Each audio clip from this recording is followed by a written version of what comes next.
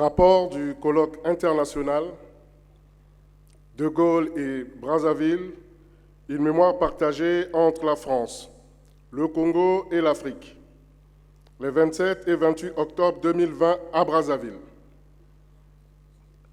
Le colloque international sur le thème De Gaulle et Brazzaville, une mémoire partagée entre la France, le Congo et l'Afrique, organisé conjointement par la République du Congo, l'ambassade de France au Congo et la Fondation Charles de Gaulle, s'est tenu les 27 et 28 octobre 2020 au Palais des Congrès de Brazzaville sous le très haut patronage de Son Excellence, M.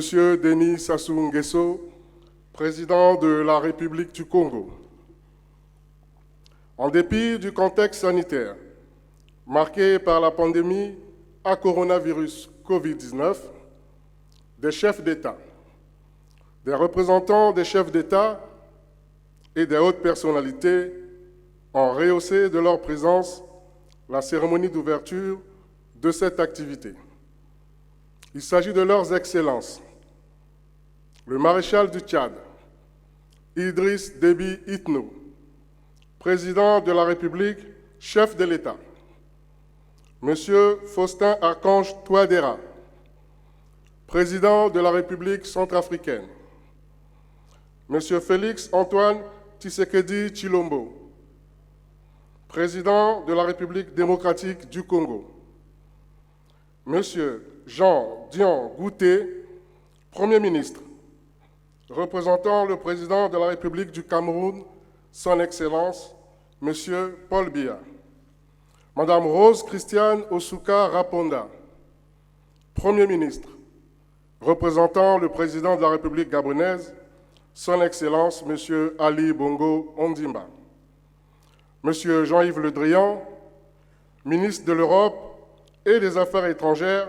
représentant le président de la République française, Son Excellence Emmanuel Macron, et de Madame Louise Moshikiwa-Bo, secrétaire générale de l'Organisation internationale de la francophonie, Monsieur Hervé Guémard, président de la Fondation Charles de Gaulle.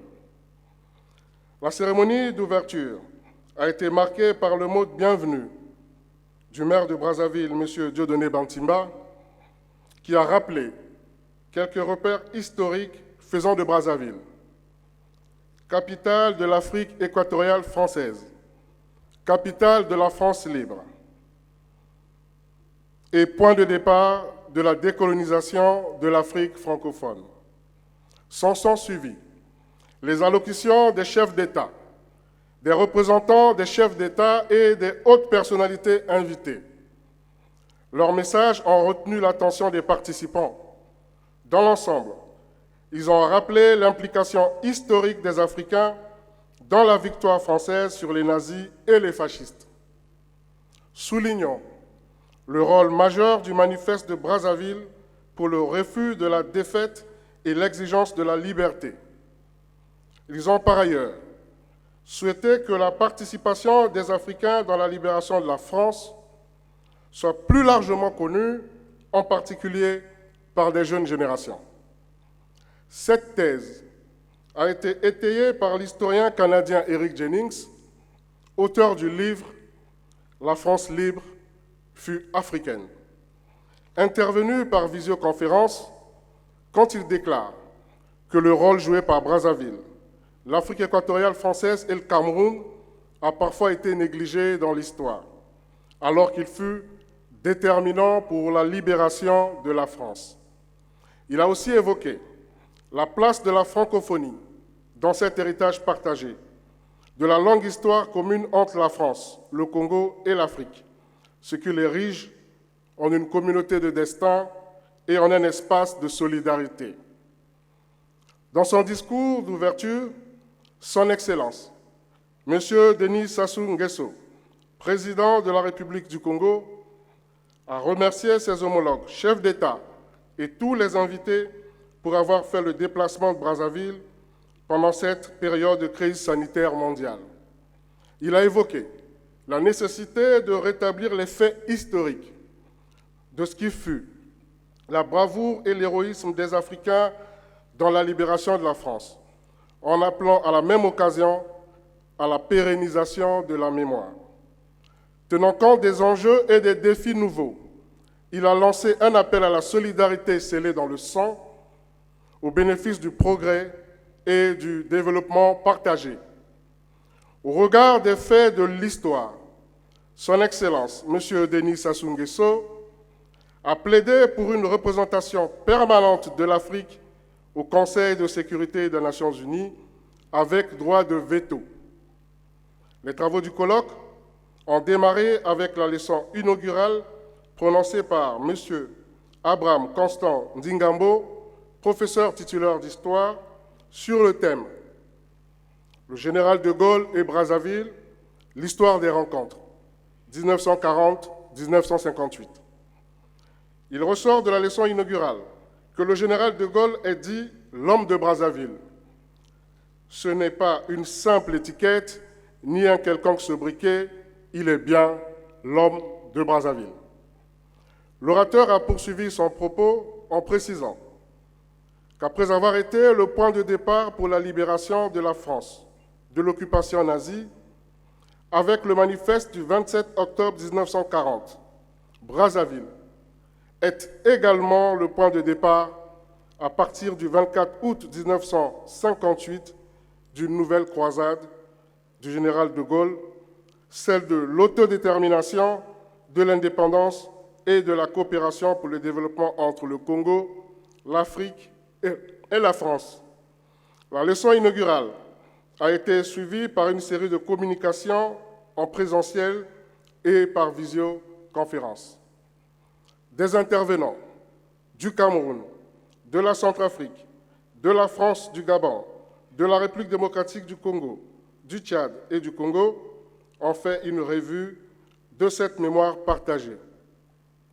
À travers leur communication, ils ont sensibilisé les participants sur la pertinence du thème choisi, à savoir De Gaulle et Brazzaville, une mémoire partagée entre la France, le Congo et l'Afrique.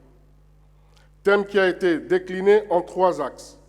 Axe 1, Brazzaville, l'AEF et De Gaulle, 1940-1958.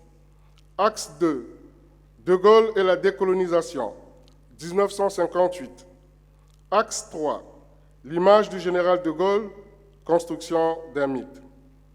En substance, on peut retenir que, suite à l'appel du 18 juin 1940 du général de Gaulle, l'Afrique équatoriale française s'est ralliée à la France libre, l'accompagnant dans son refus de la défaite. Les travaux de ce colloque international ont également permis de rappeler que Brazzaville, capitale de l'Afrique équatoriale française, a toujours été une terre de confluence des peuples africains. Elle fédérait les territoires du Moyen-Congo, du Gabon, de l'Oubangui-Chari et du Tchad. Brazzaville s'est ainsi affirmée comme l'un des hauts lieux de la lutte de la France contre son envahisseur.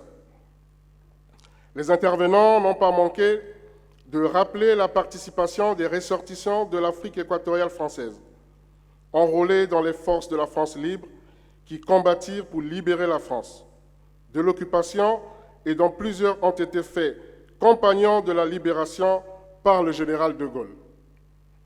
Le général de Gaulle publia le 27 octobre 1940 le manifeste de Brazzaville, qui permit la mise en place du Conseil de défense de l'Empire. Par ailleurs, à côté de Brazzaville, qui fut l'un des lieux de départ du soutien africain, d'autres territoires se sont illustrés.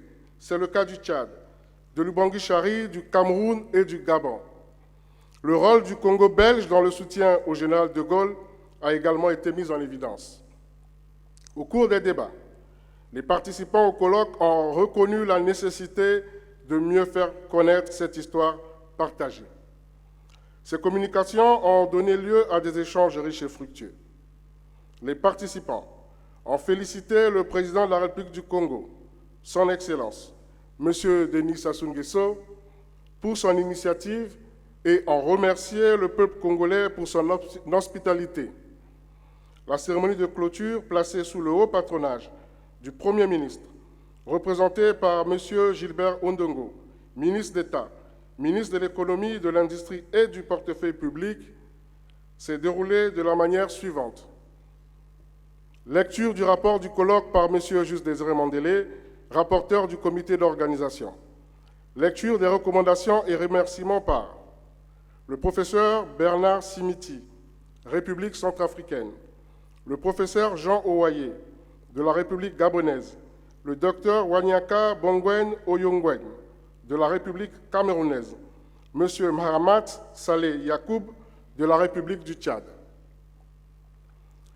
Allocution de son Excellence M. François Barato, ambassadeur de France au Congo, lu par le premier conseiller de l'ambassade de France, M. Louis Berthelot. Discours de clôture de M. Gilbert Ondongo, ministre d'État, ministre de l'Économie, de l'Industrie et du Portefeuille public. Dans son mot de clôture, au nom du Premier ministre, M. Gilbert Ondongo a salué l'esprit de fraternité et de solidarité qui a régné tout au long des travaux. Il a ensuite félicité tous les intervenants qui, à travers leurs travaux, devraient permettre de valoriser la place des Africains, notamment des anciens pays de l'Afrique équatoriale française et du Cameroun, dans la libération de la France. Il a aussi rappelé que cette mémoire partagée est un héritage commun qui devrait être transmis à la génération africaine et française. Enfin, le ministre d'État a, au nom du Premier ministre, chef du gouvernement, M. Clément Mwamba, souhaité un bon retour à tous les participants avant de déclarer clos les travaux du colloque. Fait à Brazzaville, le 28 octobre 2020, le colloque.